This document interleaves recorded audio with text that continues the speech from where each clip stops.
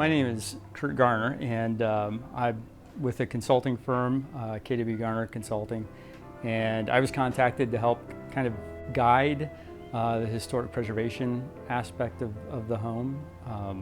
And I'm, a local guy, and have always admired, the houses here on the East Shore.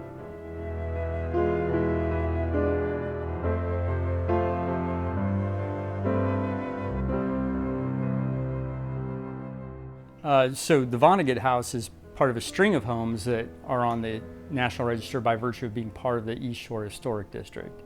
And that was done several years ago, and and rightly so. It highlights the character and the history that is here on the East Shore that dates back to the the middle 1800s.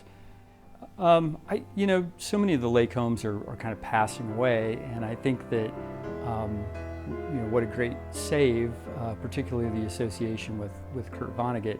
But the simple architecture of lake homes is what is disappearing. And you have that in this house, even though there's refinements and it is big. It's been added to several times. Just that simplicity, it really kind of carries you back in time.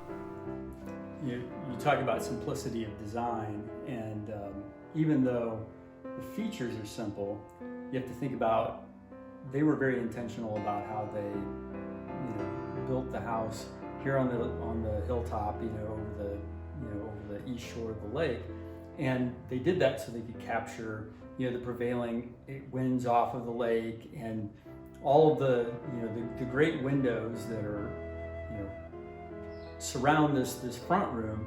Obviously provide tons of just natural light during the day, to where you wouldn't even need to have electricity. And so many of the homes that were kind of that first generation of lake homes here on Lake Maxinkuckee, they wouldn't finish the ceilings and they wouldn't finish the walls with plaster because they didn't keep the homes heated year round. So plaster obviously would crack. So what they would typically do is, just like you have here at the Vonnegut house, more of that open kind of ceiling concept where you actually see the floor joists from the second floor, and then beaded board siding on walls. Just great details like having these very simple bookcases as part of the main room, so that you could grab a book and read and enjoy the water, and just the simple fireplace. Again, all simple features that were done just as part of kind of lakeside architecture, in the early part of the 1900s.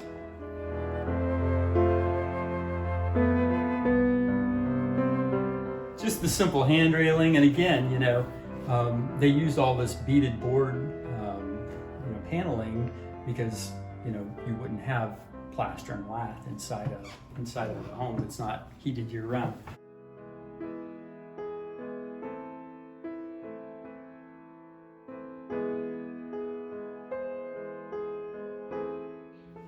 Of course, the Vonneguts added to their home so many times, and oftentimes that's the case with lake architecture, because as the family grew, you just added another room. With the Vonneguts, they came up a whole second floor, and you can kind of get that sense as you're walking around the first floor to the second floor about things that have changed over time. But again, here, open rafter kind of concept, and the wonderful little sleeping rooms and all of the beaded paneling from the walls. What I think is one of the interesting features of the Vonnegut house, and you have to think about how these were used, right, is the scale of the bedrooms.